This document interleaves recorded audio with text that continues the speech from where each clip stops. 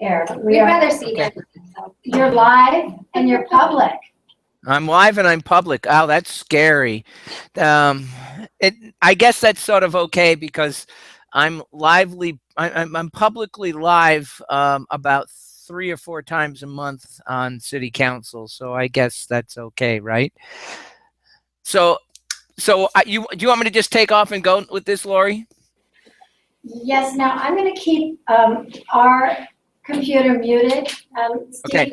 otherwise they can't see you. It keeps flipping to their picture because they're Okay. all making noise. They're Yeah. That makes sense. So I'm just gonna. I'll see when you go mute, and then we'll be okay. All right. So you guys, thank you for listening to me this evening, and I have some pretty exciting news for you all who are in the MBA program now. In the not too distant future, that's like in this summer and definitely this fall coming, you're going to have to register. You're going to be registered for BA 699, which is formerly called the Master's Project.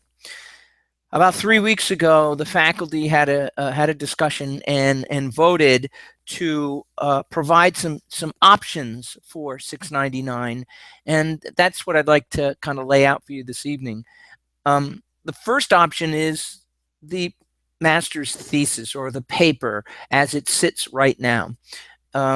The ideal way to approach the paper is before you get through with summer term, you have a proposal and you've picked out an advisor and you know what your project's going to be, and you move forward. The alternative, the two alternatives that we've come up with go as follows. In lieu of a master's paper or thesis, you could choose to do or complete a comprehensive exam.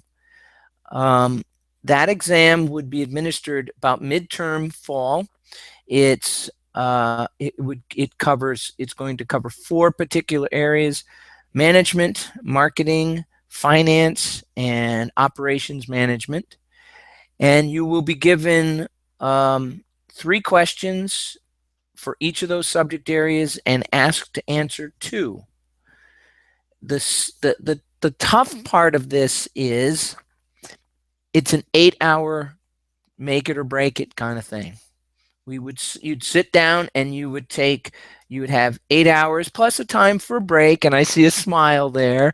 You'd have time for a break, but you would have 8 hours to complete this exam. It would be graded. Each part is graded separately. If you have to achieve an 80%, which is a B minus, which is what we expect in all of our classes, and 80% on each section of the exam, and then you pass and you're done. If you get less than an 80% on some part of the exam, you'll be allowed to retake that part later in the term towards earning that 80%. So you have the paper. And the paper can be you technically have 4 terms to complete the paper, and that can be a lot of work. And it's once you leave the structure of your class, what we found is that it's unless you're very disciplined, getting the work and the effort on that paper is very hard to do. So you have the paper option, you have a comprehensive exam option. The third and last option is a little limited in this regard. If you have an accounting undergraduate degree, if you've gone through our accounting concentration at Eastern or something equivalent, the third option allows you to enroll in a CPA preparatory course. Does anybody, show of hands for me, does anybody sit in that position? Okay. So this option is open to you. You would sign up for an approved preparatory CPA course. You would log the time that you spend preparing, and then you would take the exam, the test exam, And if you pass it, then you've passed 699. So all three of those options are, the first two options are open to everybody. And the last option is only open to people who have an accounting background or accounting MBA. Yes, ma'am. Do they have to pass all 4 sections of the CPA exam on their first try? I don't think that's the way it's currently structured. I think you choose one exam on the in the preparation and pass just that one. That seems more real. Yeah. Yeah. County students Yeah. are freaking out. Write that off. Yeah. And I think it's a good alternative because with the CPA, you need 225 quarter hours to sit for the CPA. This stages you for that ultimate choice to sit for the CPA. I mean, you're prepped and ready, and you've got one of the practice exams out of the way, and it qualifies you for 699. We've had a number of people do that one already. I will tell you, let me give you just a real brief background, and then I'll open it up to questions. One of the things that our curriculum, our program, it advertises is 5 terms. You can be, you know, we have a 5-term program, 4 terms of courses, and then that 699 class. What we have found is that only about 15 to 17% of our students ever finish in 5 terms. They take 6, 7, 8. Sometimes people have to repeat 699, and then the paper becomes, in some regards, the paper is a stumbling block for many people. What we're going to do is in a few weeks, in about a week, you're going to get an email from me, and it's going to outline all of those programs or those options for 699. And there's going to be a link to a survey. And it's really just a questionnaire to try to figure out who's interested in what option. If we get enough people interested in, if we get people interested in doing the thesis paper, we're going to do what we call a master's project boot camp, and we can bring you in remotely. And we did this in January, and at the first part of a week into into winter term, we did a boot camp. We had Doug Baskett and Sonia Perez and maybe one other person from the West Side, and we did this boot camp, and it was a weekend long thing. They came out of the boot camp with an approved proposal. And then we put them on a 20-week completion date, and they finished. We got Doug Baskett will be finished here shortly. We had 5 out of the 7 people who joined this boot camp finished. They'll finish the paper in 2 terms. So if we get enough people, back up. If we get people interested in doing a paper, we will hold a boot camp in early summer. And what we will do is work with people to get a proposal approved at the beginning of the summer and put you on a timeline so that you'll work during the summer on the project, register formally in the fall, and be done by December of that 5th term.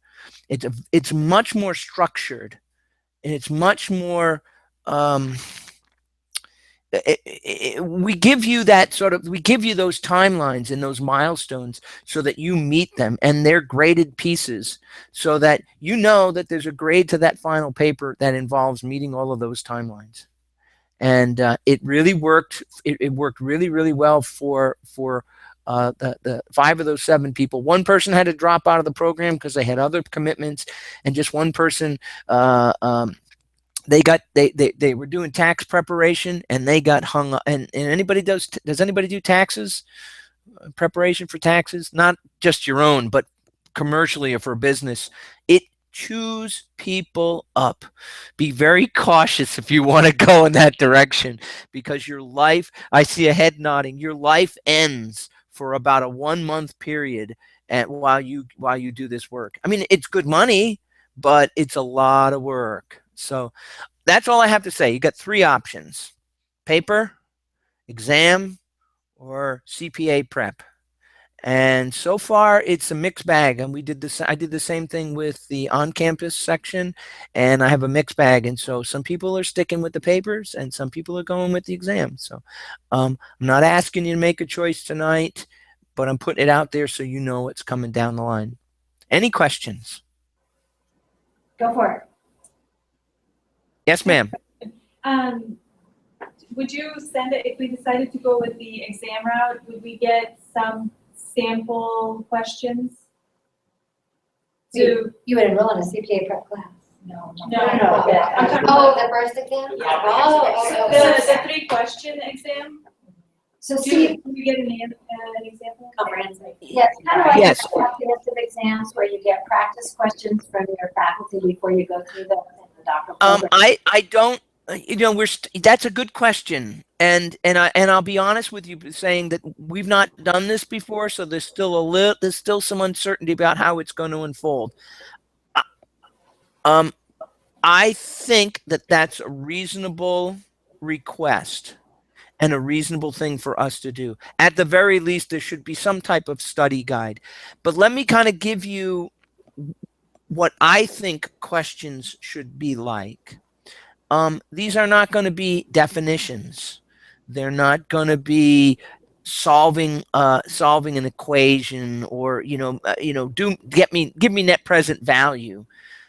It's very likely they're going to require you to look at the problem and then bring lots of pieces to bear, and be able to think through a question and answer it. You think of it this way. If you answer 2 questions in each subject, that's 8 questions. You have about an hour. You have all resources available to you. You'll be able to use the internet. You'll be able to use books. Things should be documented just like you would. So I can see you having to draft probably an answer might be a couple of pages long. And what we're looking for are, is it well written? Is it organized and logical? Does it hit the salient points of the content right? Is it look professional? Are the references there that you document? It's sort of, think of it as a mini paper. That's how each question would be. When I did my PhD, I don't know how Lori's was. I had 2 of these sets of exams. One at the end of the first year, one at the end of the second year. And they gave me the grace of a full week, but they gave me a load of questions. There was no limit to the number of questions they gave me. So the answer to your question is, I think it's reasonable to ask for sample questions. You will know how you're going to be evaluated on the questions. And the question should not require an ungodly amount of time. So this is going to be a test for us as well in terms of designing. So people, an instructor or faculty member might design the questions, but we're going to vet them to make sure that they're not outrageous. Right? We don't want you to get stuck in a question and go, "Oh my God, I don't know this." But so it's going to be vetted quite a bit. So just to review, there are 4 subjects, 2 questions in each one, and they answer all 8? Yes. What I anticipate is having 4 subject areas: management, marketing, finance, and ops management. And why do we pick those? Because they're core to business. You will be presented with 3 questions in each area. You will answer 2 of the 3, so you'll have some choice. Any other questions? Okay. Yes? In your list, we're also going to be looking at critical thinking, innovative problem solving, Yes. analysis versus description, right? Right. And Lori, in all fairness, those are the same types of things that we would look at in the paper. Absolutely. How well is it presented? Is it written how well is it written? Is the content there? Is it well organized? Is it logical? Is the thinking good? Is it, is the analysis appropriate? So what we're trying to do is take that paper and condense it down into one very intense, right? So you've got two ways to look at this. A long-term commitment with a little bit of time on a regular basis to the paper, or a fairly condensed and intense effort that gets you through and done in one term for sure. So, and I would say there are ways to organize and get ready for this. So my Yes. comp, by the way, we had 4 questions 1 week, and each question we were limited to 20 pages. So we were limited to 80 pages in a week, right? But Yeah. what we did to prepare for that was we went through and did a spreadsheet of the primary scholars and sources that we might refer to. If we were interested in change, we're going to go to Kurt Lewin and John Cotter for each subject. You can kind of organize your stuff. And where do I find this? Are there Yes. articles that I have, or in what textbook or in what subsequent book would I look for that? Right. Right.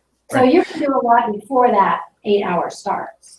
Yes, and that's why we scheduled it for the midterm, right? We scheduled it for midterm so that you would have time to prepare yourself just like you would for any class exam. You'll have time in that fall term to kind of, spend a week on one subject area, a week on the next, and a week on the third, and a week on the fourth, and then get ready and figure out how you're going to have your resources ready to go on that